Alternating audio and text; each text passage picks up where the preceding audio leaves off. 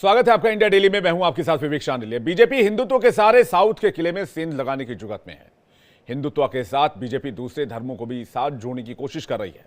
सनातन से जुड़े कार्यक्रम में पीएम मोदी समेत बीजेपी के नेता बढ़ चढ़कर हिस्सा लेते हैं, लेकिन पिछले दिनों पीएम मोदी का सूफी कार्यक्रम में हिस्सा लेना कई मायनों में अहम है। दूसरी तरफ बीजेपी को काउंटर करने के लिए कांग्रेस भी अपनी रणनीति बदलती दिख रही है। या यूं कहें कि कई राज्यों में करारी हार के बाद कांग्रेस फिर से हिंदुत्व की राह पर लौटती दिखती नजर आ रही है। पिछले दिनों कर्नाटक में डिप्टी सीएम डीके शिवकुमार महाशिवरात्रि के मौके पर तमिलनाडु में ईशा योग केंद्र पहुंचे, जिसे लेकर राजनीति गर्म हुई, क्योंकि मंच पर केंद्रीय गृह मंत्री और बीजेपी के दिग्गज नेता अमित शाह भी मौजूद थे। चौतरफा सवालों के बीच डीके शिवकुमार ने कहा कि वो हिंदू पैदा हुए हैं और हिंदू ही मरेंगे। उन्होंने कहा कि सदगुरु कर्नाटक से हैं। इससे पहले उनके महाकुंभ में जाने और संगम स्नान को लेकर विवाद हुआ था। इस विवाद को लेकर कांग्रेस दो खेमों में बंट गई है। सहकारिता मंत्री केएन राजन्ना ने सवाल उठाया कि शिवकुमार राहुल गांधी के आलोचक के साथ मंच साझा कैसे कर सकते हैं। सवाल ये कि आखिर कांग्रेस नेताओं का हिंदुत्व प्रेम अचानक क्यों जाग गया है। क्या कांग्रेस को समझ में आ गया है कि सेकुलरिज्म के चक्कर में बहुसंख्यक हिंदू उनसे दूर हो रहे हैं? क्या तभी शिवकुमार हिंदुत्व का प्रचार कर वैकल्पिक वोट बैंक को बढ़ावा दे रहे हैं, या उनकी चाहत मुख्यमंत्री की कुर्सी है? हालांकि इससे पहले एमपी चुनाव के दौरान कमलनाथ समेत कांग्रेस के कई नेता बाबा बागेश्वर के दर पर जा चुके हैं, लेकिन कांग्रेस की रणनीति और डीके शिवकुमार का कदम चर्चा में है। या फिर डीके शिवकुमार कोई बड़ी चाल चलने वाले हैं, उससे पहले के संकेत मिल रहे हैं। एक रिपोर्ट देखते हैं, उसके बाद इसी मुद्दे पर डिबेट।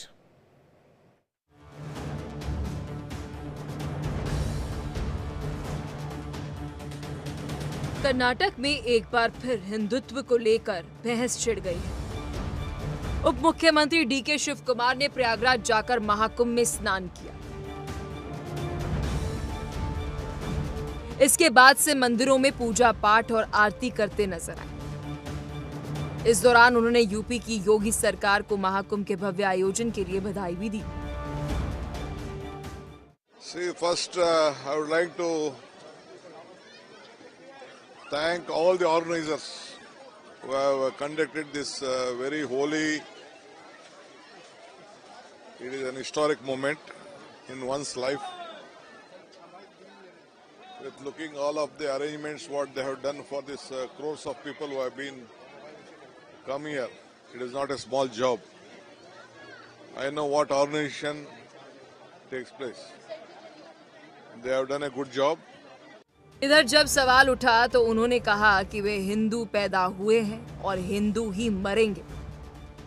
डीके शिवकुमार का एक्स अकाउंट देखें तो वह प्रयागराज से आने के बाद लगातार पूजा पाठ और मंदिरों की तस्वीरें शेयर कर रहे हैं। डीके शिवकुमार ने शिवरात्रि पर पत्नी संग मिलकर भगवान शिव का रुद्राभिषेक भी किया और उसकी तस्वीरें भी शेयर की। कर्नाटक के उप मुख्यमंत्री तमिलनाडु में सदगुरु जग्गी वासुदेव के ईशा योग केंद्र भी पहुंचे और यहां भी उन्होंने पूजा करते हुए तस्वीरें पोस्ट की। कर्नाटक में उप मुख्यमंत्री डीके शिवकुमार को लेकर बवाल मचा हुआ है। कांग्रेस इस पर दो खेमों में बंट गई है। इस बीच बीजेपी ने मौके का फायदा उठाकर राजनीतिक अटकलों का बाजार गर्म कर दिया। कोयंबटूर में ईशा योग सेंटर में गृह मंत्री अमित शाह के साथ कर्नाटक के डिप्टी सीएम डीके शिवकुमार भी शामिल हुए थे। इस पर कर्नाटक के सहकारिता मंत्री केएन राजन्ना ने कहा कि राहुल गांधी की आलोचना करने वालों के साथ शिवकुमार मंच कैसे साझा कर सकते हैं। वहीं डीके शिवकुमार ने भी आरोपों और सवालों पर पलटवार किया। ऐसे में सवाल है कि क्या डीके शिवकुमार हिंदुत्व का प्रचार कर कांग्रेस आलाकमान को संदेश दे रहे हैं, या फिर मुख्यमंत्री पद की चाहत में है, जबकि उन पर पार्टी पर पद छोड़ने का दबाव बनाया जा रहा है। कर्नाटक में राजनीतिक सरगर्मी के बीच बीजेपी ने बड़ा दावा किया। बीजेपी ने कहा कि कांग्रेस के भीतर कई नेता एकनाथ शिंदे बन सकते हैं और उप मुख्यमंत्री डीके शिवकुमार उनमें से एक हो सकते हैं। विपक्ष के नेता आर अशोक ने ये बयान देकर राज्य की राजनीति में हलचल मचा दी है। Bureau report, India daily.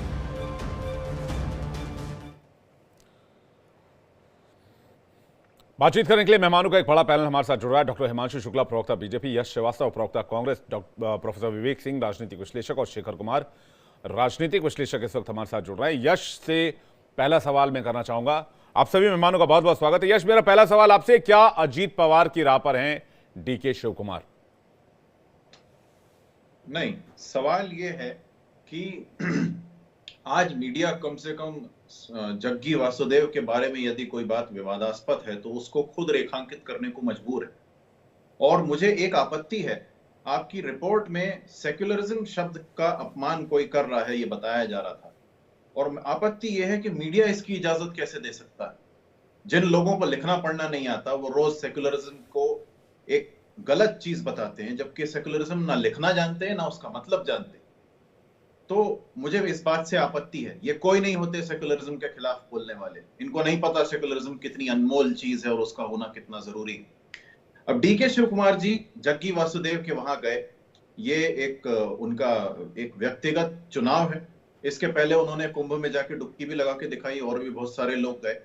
लेकिन हमें यह भी याद रखना चाहिए कि दिन रात कपड़ों से पहचानने वाले हमारे प्रधानमंत्री सूफी संगीत में जा रहे हैं, और जो भक्त उनका नाम ले लेके व्हाट्सएप पे धर्म की बात करते हैं। आप ही के चैनल पे कई उनके आदमी जो हम लोगों के लिए बुरा भला कहते हैं क्योंकि हम सेक्युलर हैं, हमें धर्म के नाम पर तंज कसते हैं। उन विचारों का अंदर से क्या हाल है ये हम जानते हैं। तो जब भी आप हमें आपसे मेरा मतलब कोई भी मीडिया या बीजेपी जैसे लोग जो खुद पढ़े लिखे नहीं है, हमें पढ़ाई लिखाई बताते हैं, वो लोग जब भी हमें शब्दों के जाल में फंसाएंगे तो हम भी तैयार बैठे। हमारा सवाल यह है कि आज जब माधवी पुच के खिलाफ एफआईआर ऑर्डर हुई है, मुंबई कोर्ट से हुई है, तो हमारे पास बात करने के लिए वो मुद्दा क्यों नहीं?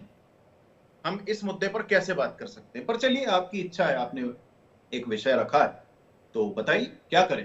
पहले तो प्रधानमंत्री का देखें ना, वो तो हिंदू राष्ट्र, हिंदू पार्टी, अखंड भारत, अस्त्रालय, डोनाल्ड ट्रंप बेस्ट फ्रेंड, और वो जाके सूफी में बैठ गए। क्यों भाई? उनको अपने भक्तों पर तरस नहीं आया जो दिन रात गाली गलौज, अभद्र भाषा, अभद्र व्यवहार, गुंडा दंगा फसाद मार काट सब कर रहे हैं, वो जाके सूफी में बैठ गए? कुछ तो लाज छोड़ी होती उनकी।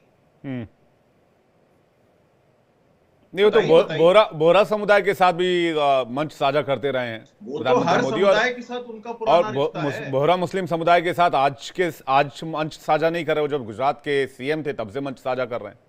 पहली बात। तो दूसरी बात, आपने अभी जवाब नहीं दिया कि भाई आपने कहा वो उनका निजी चॉइस है, लेकिन निजी चॉइस क्या पार्टी लाइन से ऊपर हो सकता है क्या? नहीं, देखिए, ऐसा तो बहुत कुछ आपको हर पार्टी में मिलेगा, बहुत सारी पार्टियों में मिलेगा। बहुत सारे लोग हैं जो बीजेपी में बैठ के बीजेपी को दिन रात कोस रहे हैं।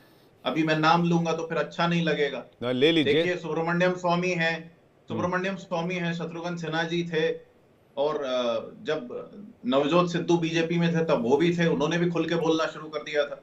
तो दोनों तरफ ऐसे लोग हैं। अभी हमें डीके शिव कुमार जी पर ऐसी कोई शंका नहीं है। हम ये देखना चाहते हैं कि उनके वहां जाने के बाद ईशा फाउंडेशन या जग्गी वासुदेव क्या करते हैं या बीजेपी क्या कर लेती है। लेकिन हमारा सवाल बरकरार है कि ये सूफी में जाने वाले प्रधानमंत्री के भक्त अब हिंदू कट्टरपंथ कैसे दिखाएंगे, क्योंकि हिंदू धर्म में कट्टरपंथ तो होता ही नहीं। हिमांशु जी से इसका जवाब ले लेते हैं। हिमांशु जी, आपका जवाब, उसके बाद शेखर कुमार जी, विवेक जी आपके पास आ रहा हूं। हिमांशु जी। इन्होंने अभी बात की, सेक्युलरिज्म नाम का शब्द लिया, तो सेक्युलर तो ये पूरा देश है, लेकिन कांग्रेस का सेक्युलरिज्म और भारत का सेक्युलरिज्म अलग है।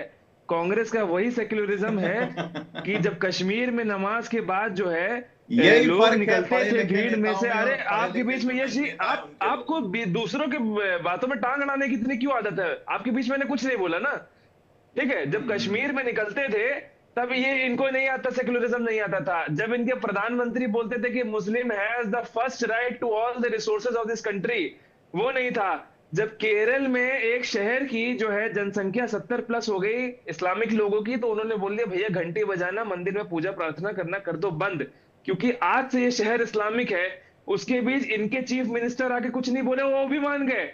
जब केरल हाई कोर्ट आया, उसने बोला कि ऐसा बिल्कुल नहीं होगा कि अब अगर इस्लाम के लोग 70% ऊपर हैं तो।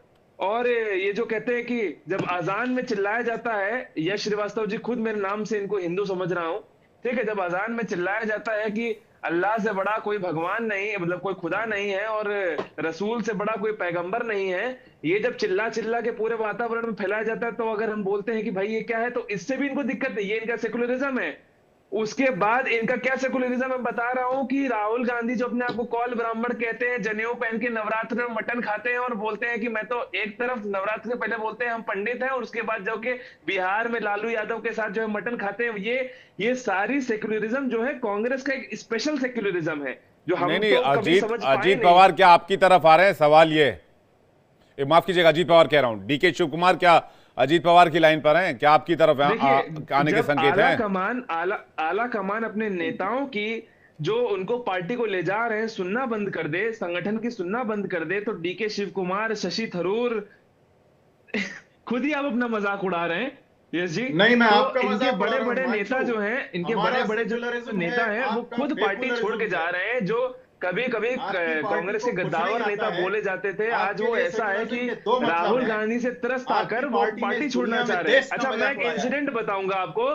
कॉनरेड आप अपना सांगमा, इंसिडेंट अपने पास कॉनरेड रखिए, ये सांगमा जो बताइए है कि आपके कांग्रेस के आका जी थे, जो है वो राहुल सूफी में गांधी, क्यों गए? अरे भाई यस जी, सुनने की क्षमता सूफी रखिए। में क्यों आपके गए? आला जिनकी फोटो पीछे लगाए उन्हीं के बारे में बता रहा हूँ, जिनकी फोटो पीछे लगाए। हाँ, तो मैं भी उनके कॉनरेड बारे में सांगमा, बता रहा हूं, अरे जो अपनी आपकी फोटो पार्टी का को बता रहा हूँ मैं, मैदान में सुनिए तो। खिंचवाते रहते हैं, वो सूफी में क्यों कॉनरेड गए? सांगमा, अरे वो ये सूफी एक में मिनट सुनिए, क्यों मैं गए, सुनूंगा हिमांशु आपकी जी? बात। ऐसे कोई किसी की बात नहीं सुन पाएगा। आप मेरी सुनिए, मैं आपकी सुनूंगा। ऐसे ही डिबेट होती है, आप तो चिल्लाइए एक ही मत। बात 10 बार बोल रहे देखिए हैं ना, सुनिए, मैं तो पूछ रहा हूँ सूफी में मैं क्यों गए? कॉनरेड सांगमा की बात बता रहा हूँ। कॉनरेड सांगमा जो है बोले कि हमारे विधायकों को बहुत दिक्कत है, 22 विधायकों को लेकर जो कॉनरेड है सांगमा दिल्ली सूफी में आए। नहीं गए, हिमांशु ठीक जी, है, नरेंद्र उसके मोदी बाद गए। उन्होंने, राहुल गांधी ने उनको पहले अपॉइंटमेंट नहीं दिया, तो उन्होंने थोड़ी सी धमकी दी कि हमारे 22 विधायक आ रहे हैं। उसके बाद वो राहुल गांधी के घर के बाहर 1.5 घंटा इंतजार किए इनके 22 विधायक, जिनको सच में समस्या हो रही थी। और उसमें राहुल गांधी क्या कर रहे थे? अपने कुत्ते के साथ खेल रहे थे। ये इनके पार्टी की अध्यक्षता है, ये पार्टी के प्रति इनकी कर्मठता है। तो मतलब अगर आप ऐसा मुहर लगा रहे हैं कि आला डीके कमान शिव होगा, कुमार असंतोष हैं?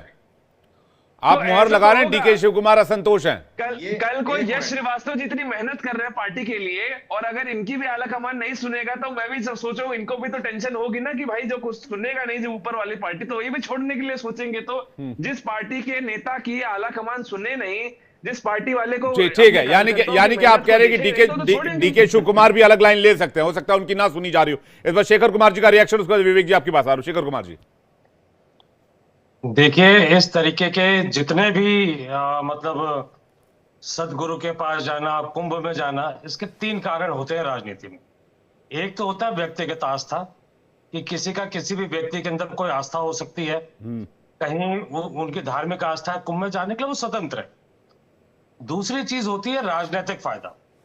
अधिकतर सारे राजनेता, सारी पार्टियों के ऐसे लोगों के पास जिनके पास अपने भक्तों की बहुत लंबी सूची है, जाते रहते हैं। आप हरियाणा में देखिए, राम रहीम हो, बाबा बागेश्वर हो, और आशाराम बापू के साथ इतनी सारी वीडियोस हमारे प्रधानमंत्री मोदी की रही हैं। तो ये राजनीति में कोई नई चीज नहीं है। लोग राजनीतिक फायदे के लिए भी जा सकते हैं और व्यक्तिगत आस्था के लिए भी जा सकते हैं। पर तीसरी बहुत महत्वपूर्ण चीज है राजनीतिक संदेश देना, किसको? अपनी ही पार्टी को। क्योंकि देखिए, जैसा एक डील हुई थी, अभी मैं सुन रहा था डीके शिव कुमार को, तो उन्होंने कहा कि मैं तो एक चर्च के उसमें गया तो मुझे विरोधियों ने यशु कुमार बुलाना शुरू कर दिया। तो वो तो कोई बात नहीं, लेकिन साथ ही साथ उन्होंने ये भी कहा कि सोनिया गांधी जी ने मुझे कहा है कि 2.5 साल बाद जो है मुख्यमंत्री बना देंगे। अक्टूबर में वो स्थिति आने वाली, उसके पहले ये मुद्दा बहुत अहम होगा कि डीके शिव कुमार के साथ कितने एमएलए थे। अभी तक जितनी बार वो बयान दे रहे हैं, उन्होंने कोई हर बार ये कहा है कि मैं कांग्रेस के साथ था, कांग्रेस के साथ हूं, कांग्रेस के साथ रहूंगा। लेकिन ईडी सीबीआई का जो एक वॉशिंग मशीन का खेल है, वो केसेस तो इनके ऊपर भी है। तो अब अक्टूबर के समय वॉशिंग मशीन में वो धुलना चाहेंगे या कांग्रेस ने जो वादा किया है उनको वो चीज मिल रही होगी, इस पे बहुत डिपेंड करेगा। तो मेरे हिसाब से एक तीर से कई निशाने साधे गए हैं डीके शिव कुमार द्वारा। बड़े मजे हुए राजनीतिज्ञ हैं, तो इन्होंने एक पॉलिटिकल संदेश भी दे दिया है अपने बयानों से कि आपने जो मुझे वादा किया है वो अगर आला कमान नहीं देता है तो शायद ऐसी संभावना बने। दूसरा है कि उनकी व्यक्तिगत आस्था भी हो सकती है, तो उसमें कोई दिक्कत नहीं है। राजनीतिक फायदा भी लेते हैं लोग, अगर उसके लिए भी कर रहे हैं तो उनके विरोधी भी यही कर रहे हैं। राम रहीम जी को कितनी बार पैरोल मिल रही है पिछले कुछ सालों में चुनाव के टाइम पे, ये तो सारा देश जानता है। तो ये तीन चीजें मैसेजिंग है, आप कह रहे हैं मैसेजिंग है। एक तो आला कमान पे प्रेशर बनाने की भी, दूसरा ये कि अगर उनके पास विधायकों का सपोर्ट ज्यादा हुआ तो डायरेक्ट सीएम भी बन सकते हैं बीजेपी के सपोर्ट से। ये दोनों चीजें हो सकती है। सर विवेक जी का रिएक्शन चाहूंगा, उसके बाद यश मैं आपके पास आ रहा हूं। देखिए विवेक जी नमस्कार। इसको अगर आप संदर्भ को देखें तो बहुत 2-3 चीजें हमको समझ में आती। देखिए पहली बात तो जब ये कहा जा रहा था, मैं बिल्कुल मानता हूँ और डट के मानता हूँ कि धर्म विहीन राजनीति नहीं हो सकती है। राजनीति में धर्म अवश्य होगा। तो सेकुलरिज्म शब्द अपने आप में जो है अपर्याप्त है। दूसरा ये है कि अगर हम संदर्भ में बात करें तो देखिए विचार महत्वपूर्ण होता है, व्यक्ति महत्वपूर्ण नहीं होता है। अगर जो है डीके शिव कुमार जी किसी भी महाशिवरात्रि के अवसर पर अगर संतोष जी के पास जाते हैं तो उनसे उनमें उसकी व्यक्तिगत आस्था हो सकती है, इसमें राजनीति नहीं हो सकती है। देखिए 65 करोड़ लोग आए, 65 करोड़ लोगों को महाकुंभ अच्छा लगा, 3 लाख करोड़ की हमारी अर्थव्यवस्था बढ़ी, सबको अच्छा लगा, इनको भी अच्छा लगा होगा। तो इस बात पे जो है अगर राजनीति होगी तो ठीक नहीं है। लेकिन देखिए अगर आप बात जो बार बार हो रहा है कि इन्होंने राहुल गांधी जी का विरोध किया था, इसलिए जो है क्यों गए, उनके पास क्यों बैठे, तो राहुल गांधी का विरोध तो कांग्रेस के अंदर बहुत सारे लोग करते हैं। तो कांग्रेस के अंदर आपके जो लीडर हैं उनको भी आप विरोध करना स्टार्ट करना पड़ेगा। दूसरी बात देखिए, एक हमारे यहाँ कहावत है, निंदक नियरे रास्ते। निंदक से आपको जो है भयभीत नहीं होना चाहिए। निंदक आपको बहुत कुछ सिखा सकता है, आपको उसका सम्मान करना चाहिए। और कांग्रेस की यही समस्या है कि वह हिंदुत्व विरोधी, सनातन विरोधी अपने आप को दिखाती है वोट बैंक के लिए। और इससे जो है दुविधा में दोनों मिली गए, माया मिली न राम। ना तो इनको कुछ फायदा होता है और ना तो इनको सरकार बनती है। क्योंकि अगर आप जो है बिना कुछ सोचे समझे अगर आप हिंदुत्व को सनातन धर्म के प्रति आप दिखाएंगे या दिखाने की चेष्टा करेंगे कि हम इसको लाइक नहीं करते, तो उसका परिणाम तो आपको समझना पड़ेगा। लेकिन देखिए अभी तक बात हो रही थी देखिए शिव कुमार जी की, तो देखिए पॉलिटिक्स है, पॉलिटिक्स में लोग विचार बदल जाते हैं। और अगर कोई का विचार बदल गया है तो जाहिर सी बात है वह अपने हित के बारे में सोचेगा। तो पॉलिटिक्स में चलता रहता है, नेता आते हैं, विचार बदल जाते हैं, पार्टी बदल जाती है, ये सब चलता रहता है। लेकिन राजनीति जो है वह व्यक्ति का अधिकार है और वह उसके लिए स्वतंत्र है। लेकिन एक समस्या तो कांग्रेस में है कि कांग्रेस के एक पर्सन दूसरे पर्सन के पीछे पड़ा है, एक लीडर दूसरे लीडर के पीछे पड़ा है, और यहाँ पे सिर्फ चौबल की नौबत है। तो जाहिर सी बात है कांग्रेस का अपने कार्यकर्ताओं से, अपने नेताओं से कोई कंट्रोल नहीं रहा है। यह भी एक फैक्ट है। तो अगर आप कंट्रोल की बात करिए या तो आप कह रहे हैं कि कर्नाटक भी हाथ से फिसल सकता है। जी आप कह रहे हैं कांग्रेस का ही नुकसान है।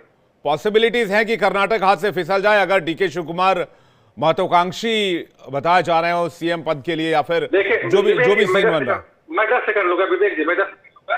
बात यह है कि अगर कोई व्यक्ति अच्छा काम करे, उसका पर्सनल रीजन हो सकता है या उनका हो सकता है कि अपना खुद का जो है राजनीतिक जीवन का एक कारण हो सकता है। लेकिन अगर कोई शिव जी की साधना करता है, कोई जो है अच्छा काम होता है, मालूम में बखान कर देता है, अगर उसके आप प्रेशर डालेंगे तो बेचारा कितने देर तक आपके साथ रहेगा। ठीक है यश श्रीवास्तव, कर्नाटक में वही होने वाला है जो महाराष्ट्र में हुआ, जो इशारा शेखर जी भी कर रहे हैं और कह रहे हैं कि जो मैसेजिंग है वो बहुत क्लियर है, इसे कांग्रेस पार्टी को समझ जाना चाहिए। विवेक जी सूफी कॉन्सर्ट में कौन गए थे, एक बार बताइए ना प्लीज। कोई भी बता दीजिए। अरे आप पार्टी बचाइए, अपनी पार्टी खत्म हो रही है, आप सूफी अरे कॉन्सर्ट रुको में ना, गए। मैं बोल देता हूँ। नरेंद्र मोदी जी नहीं कौन क्या गए थे, मैं तो विजुअल दिखा दिया सुनिए ना, आपको। सुनिए। पीएम गए थे विवेक सूफी जी। कॉन्सर्ट में। इससे बेंगलोर कनेक्शन क्या, आप मुझे बता दीजिए। हाँ हाँ, अगर ये निकल के AIMIM ज्वाइन कर लें तो ये भी तो हो सकता है, क्यों नहीं हो सकता। ये अपने खास सांसदों को लेके अगर AIMIM चले गए तो कुछ क्या भी कर लेंगे आप। नहीं तो महत्वाकांक्षा क्या, उसमें महत्वाकांक्षा क्या होगी। बात महत्वाकांक्षा की है, बात सीएम बनने की है। समझ नहीं आ रहा है विवेक जी, नहीं, आपका तर्क बेसलेस है। जो बात शेखर जी ने कही आप उस पर जवाब दे दीजिए, सीधा सीधा बात खत्म हो गई। यश श्रीवास्तव पूरा देने दीजिए, मेरा तर्क पूरा देने दीजिए। खाली मैदान में खड़े होकर हाथ हिलाने की भी कोई महत्वाकांक्षा नहीं होती, इसलिए महत्वाकांक्षाओं को हम छोड़ देते हैं। महत्वाकांक्षा जिसकी होती है वो विदेशी धरती में जाके अपने बगल में किसी को खड़ा करके अपना अपमान नहीं सहता है।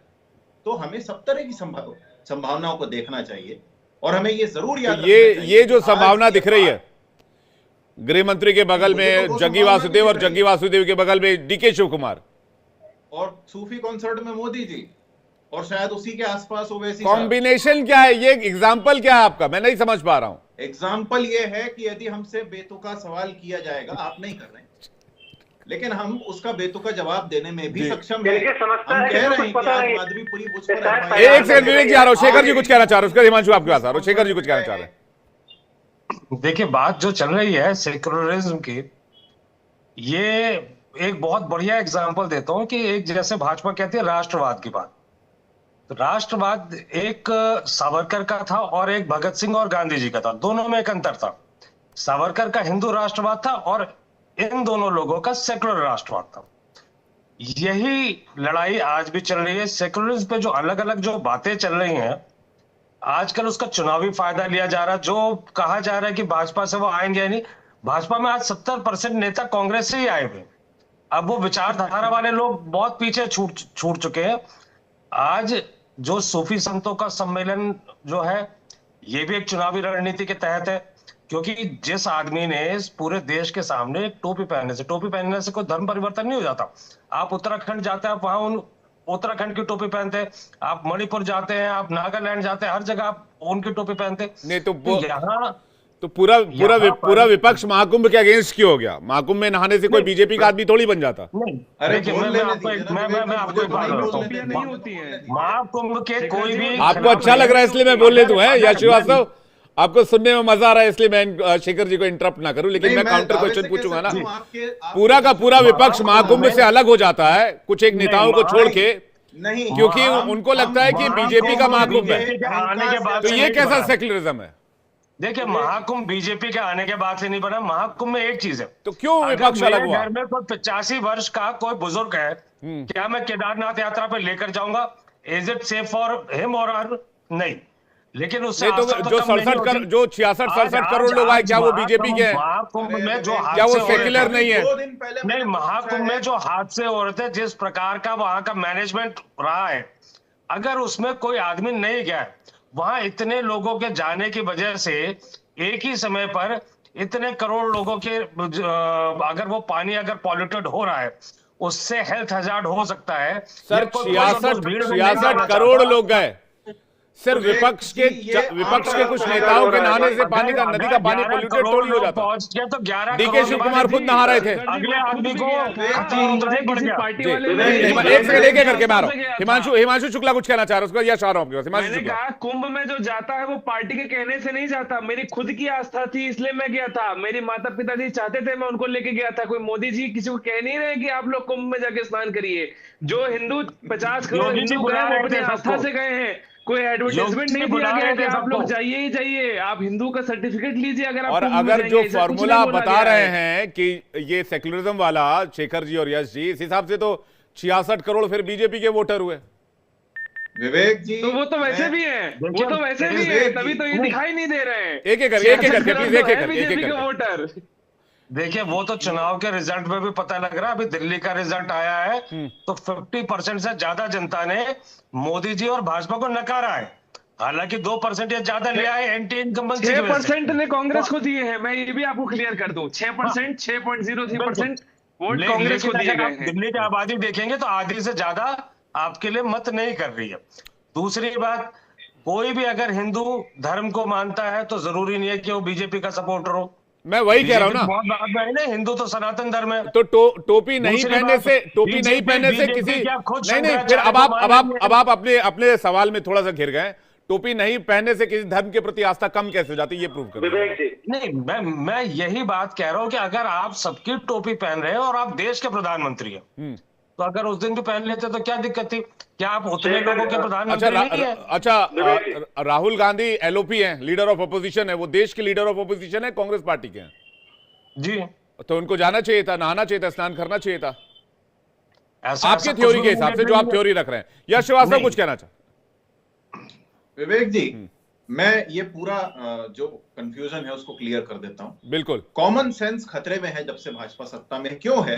क्योंकि आप भी बड़ी खुशी से 66 करोड़ का आंकड़ा दे रहे हैं, बहुत अच्छी बात है। लेकिन ये सवाल मैंने अभी 2 दिन पहले भी कहीं उठाया, आज फिर उठा रहा हूं। 3 करोड़ का भारतीय रेल ने बताया है कि 3 करोड़ लोग रेल से इलाहाबाद पहुंचे हैं कुंभ के समय। बाकी के लोग एयरफेयर से तो जा नहीं सकते। 80-80 हजार की टिकट थी। हमारे धनखड़ साहब पाचन शक्ति बता रहे थे उसके लिए। सड़कें कटनी तक जाम है मध्य प्रदेश में, तो गाड़ियों को कटनी की पुलिस हाथ जोड़ जोड़ के वापस लौटा रही थी। तो 67 करोड़ लोग पहुंचे कहां से? और यदि 67 करोड़ पहुंचे 46 दिन में, तो एक दिन में 1.5 से 1.25 करोड़ का आंकड़ा आता है। इलाहाबाद में 1.5 पौने 2 करोड़ की जनता समाई कैसे?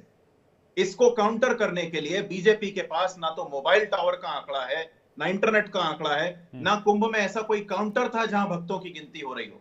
और यदि 3 लाख करोड़ का रेवेन्यू कमा लिया है, जो यूपी के सीएम बोल रहे हैं, तो वो पैसा कहां है?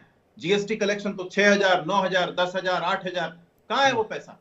ये कॉमन सेंस की हत्या हो रही है और उसको बचाने के लिए हम यहाँ इसीलिए बैठे हुए हैं और इसीलिए रोज लड़ रहे हैं।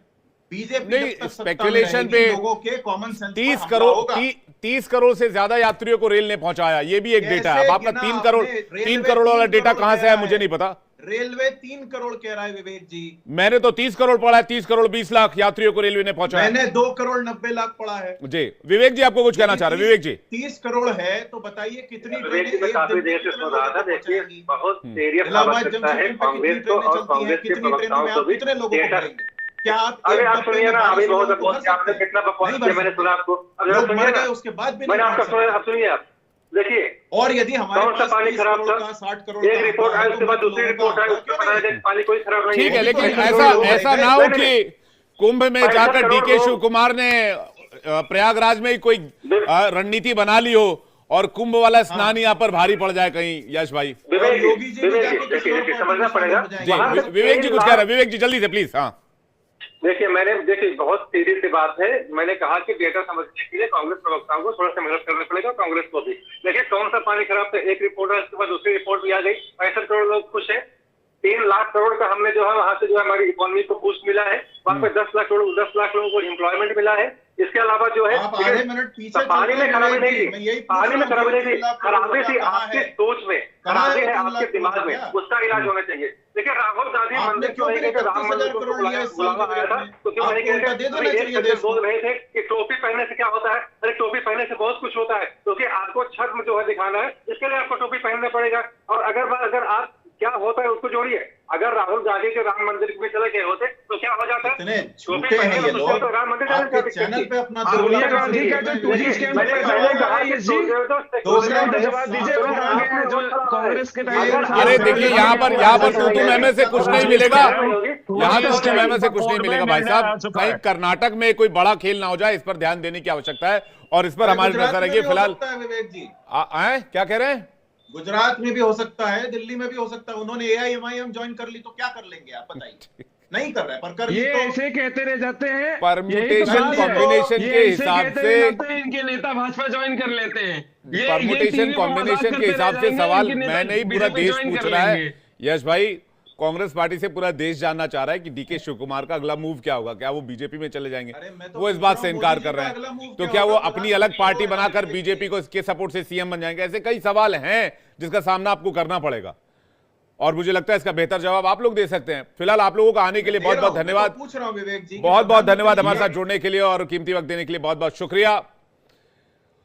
फिलहाल एक छोटा सा ब्रेक ले रहे हैं। ब्रेक के बाद आपको दिखाएंगे एक और डिबेट, लेकिन जाने से पहले आपको बता दें देश दुनिया की बाकी खबरों को जानने के लिए आप लॉग ऑन